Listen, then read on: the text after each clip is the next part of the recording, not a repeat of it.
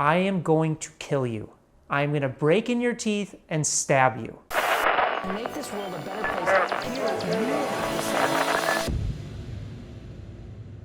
say. So I want to tell you a story. And in this story, I break down how I avoided getting my ass kicked in high school. One night, in the middle of the night, I got a phone call from my house.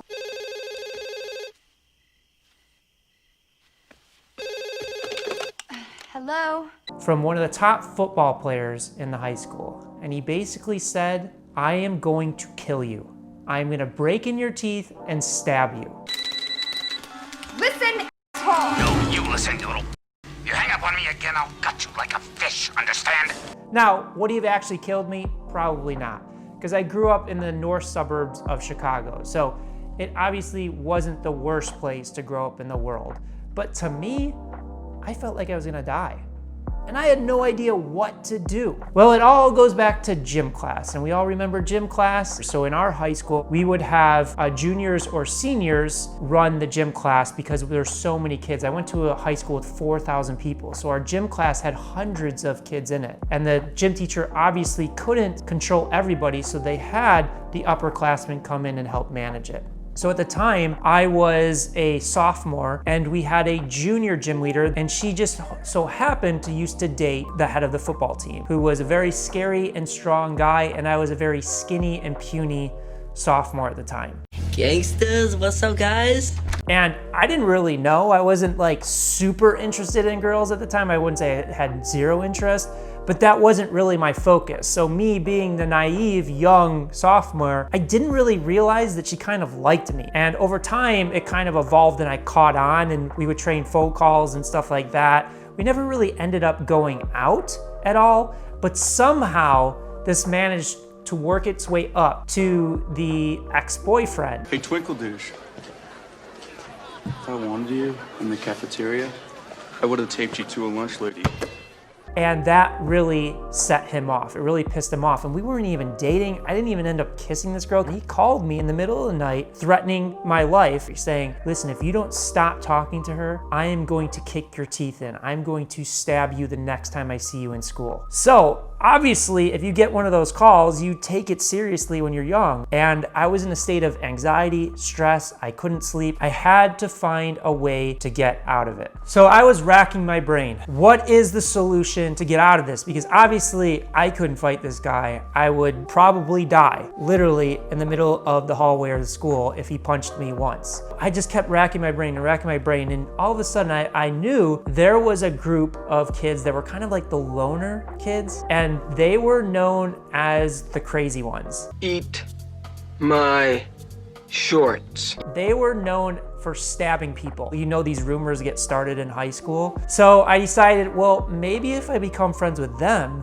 then the head football player will get scared and leave me alone. And I then had to figure out, well, how do I get these loners that are everybody's scared of to become friends with me? Because I can't just walk up to them and say, hey, will you please be friends with me so that it'll scare this other football player away from beating me up? So I had to find a unique angle to bring them in to want to be friends with me. Now, the bonus that I had was, at the time, I was actually driving to school. And most students at that time couldn't do that. So I had a parking pass, I had access to a car, and I thought that was my way in. So I just started having conversations, and I would see these loners outside waiting by the bus, and I said, hey, aren't you in my chemistry class? And they would say, yes. I was like, hey, I've got a car, let me drive you home. Let me give you a ride. So that was my hook, my way to get their attention, to bridge the conversation. Then obviously on the way home, we would talk, and as that friendship was building, I would express this issue that I was facing with this football player. They said, don't worry about it, just hang with us. I started going out to dinner with them on the weekends, and then one time we saw the football player in the parking lot outside of a restaurant, and he tried to come up to me, and these loner kids surrounded me and said, you want to get to him? You go through us. More accurately, we go through you. And that ultimately scared him. Now, getting to know them, they were super cool people. Like, they were a little crazy at times, but aren't we all, especially in high school? So one of the things I want to point out in this story and just how you take this and apply this to your everyday life is when you go into these situations and connecting with people, don't have a hidden agenda. If I'm offering to somebody, be okay if nothing comes of it. Otherwise, when you approach somebody, in the back of your head is like, I'm approaching this person because I want to get something out of them. And that will come through in your communication. And oftentimes people will see through that, especially really smart people, people that are guarded, people that try and protect themselves or the people around them. You're a walking lie and I can see right through you. So obviously, especially in high school, and this goes for everyday life, is once you get labeled something or people get labeled something, you get this stigma about them. And obviously, these loners that I was becoming friends with had this stigma attached to them that they were crazy, they were violent, that they stab people. And once that stigma is there, people don't try and see past it. They don't attempt to have the conversation. They don't attempt to understand the person and see if it's actually real, especially in high school or when you're younger. So quickly, as in most conversations with people, you get different perspective. And I could clearly see, yes, they were not guys that you want to mess with. Yes, if you push them, they will push back. But at the same time, they were just cool people. They were just average people that you could have conversations with, that you could see yourself being friends with. I say, Zangief, you are bad guy, but this does not mean you're bad guy.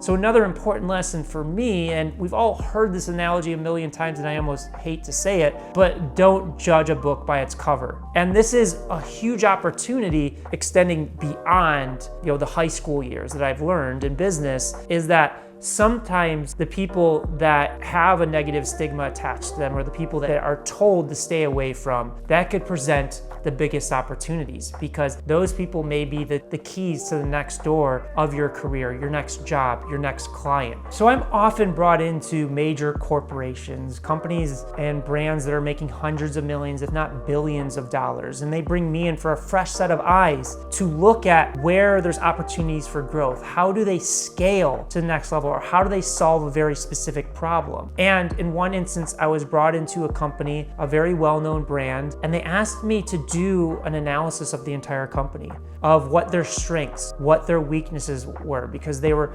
attempting to go from 200 million in revenue to $1 billion. Through an intensive 2-day process of interviewing most of the key stakeholders in the organization, I identified that there was one younger individual that was absolutely brilliant, but he was almost in a sense stuck in the basement of the building. And really nobody would listen to him because his superior, his boss, really didn't see eye to eye with him, didn't really get him, and thus his talents were extremely suppressed. So I saw that as a unique opportunity, and I told the president of the company, I was like, if you really want to grow, that individual over there, you need to bring him out of the back corner and give him the resources he needs. You need to listen to what he has to say. And when I identified that, their core business, part of which is relied on Amazon, at the time I think was in the few $1 million a year range. Fast forward to 2 years later, after we really embraced this individual, that Amazon business is probably going to surpass $100 million this year. So this one individual, just one individual that was being ignored, was being suppressed, just bringing him out, finding that diamond in the rough, and just is exploding the growth of the business.